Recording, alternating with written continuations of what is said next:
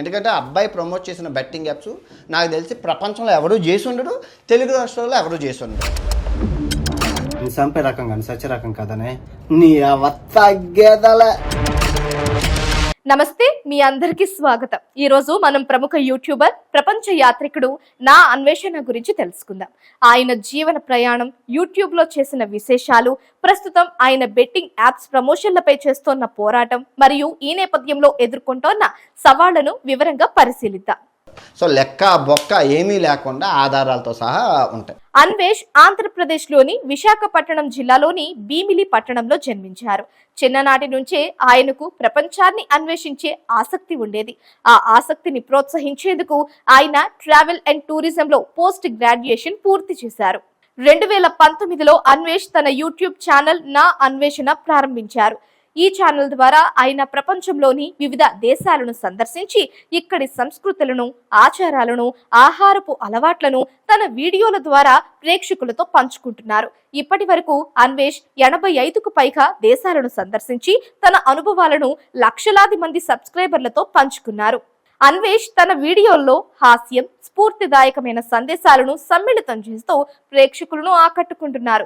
ఆయన Kilimanjaro పర్వతారోహణ video విశేష ప్రాచుర్యం పొందింది. ఇందులో ఆయన 5642 మీటర్ల ఎత్తులో ఉన్న శిఖరాన్ని అధిరోహించి తన అనుభవాలను పంచుకున్నారు. యూట్యూబ్ ద్వారా అన్వేష్ నెలకు లక్షల్లో ఆదాయం సంపాదిస్తున్నారు.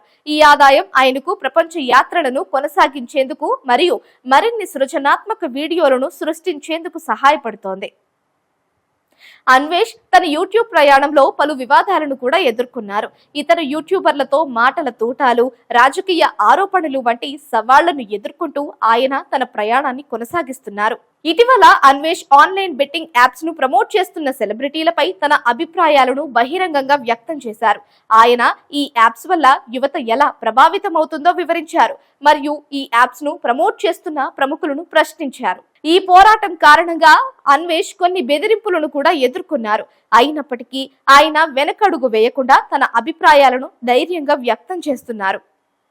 ఆన్లైన్ బెట్టింగ్ యాప్స్ వల్ల యువత మరియు సమాజంపై పడుతున్న ప్రతికూల ప్రభావాలను అన్వేష్ వివరించారు. ఆయన ఆర్థిక నష్టాలు, మానసిక ఒత్తిడి వంటి సమస్యలను ప్రస్తావిస్తూ ఈ యాప్స్ ను దూరంగా ఉంచాలని సూచిస్తున్నారు. అన్వేష్ తన అభిమానులకు, సమాజానికి స్పష్టమైన సందేశం ఇస్తున్నారు. ఆన్లైన్ బెట్టింగ్ యాప్స్ ను దూరంగా ఉంచండి మరియు ఈ యాప్స్ ను ప్రమోట్ చేయడం ద్వారా వచ్చే ప్రమాదాలను గుర్తించండి. యువతను సత్ప్రవర్తనతో ముందుకు సాగాలని ఆయన సూచిస్తున్నారు. నా అన్వేషణ అన్వేష్ చిన్ని తన ప్రయాణ అనుభవాలతో మాత్రమే కాకుండా సమాజంలో జరుగుతున్న అన్యాయాలపై పోరాడుతూ మనందరికీ స్ఫూర్తిగా నిలిచారు. ఆయన ధైర్యం, నిబద్ధత మనందరికీ ఆదర్శం. అన్వేష్ కు మనమందరం మద్దతు ఇవ్వాలి. ఈ వీడియో మీకు నచ్చితే లైక్ చేయండి, షేర్ చేయండి మరియు మా ఛానల్ ను సబ్స్క్రైబ్ చేయండి.